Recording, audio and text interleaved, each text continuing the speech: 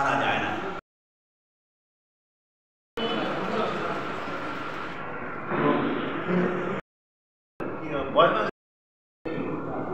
জয়তু শ্রী রামকৃষ্ণ। ভগবান শ্রী শ্রী রামকৃষ্ণ পরমহংসদেবের 190তম আবির্ভাব তিথি উপলক্ষে আমাদের খোয়াই শ্রী শ্রী রামকৃষ্ণ আশ্রমে 4 দিনব্যাপী বিভিন্ন অনুষ্ঠান মালা আমাদেরকে সাজিয়েছি আমরা। সেই অনুষ্ঠানের মধ্যে বস্ত্রদান থেকে ধরে বিভিন্ন মাঙ্গলিক অনুষ্ঠানের মাধ্যমে আমরা সমাপন করেছি।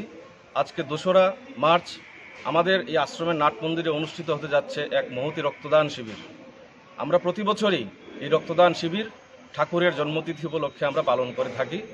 আমরা আশা রাখছি এবারও আমাদের রক্তদাতার সংখ্যা গতবারের মতোই সুন্দরভাবে থাকবে এবং আশানুরূপ থাকবে।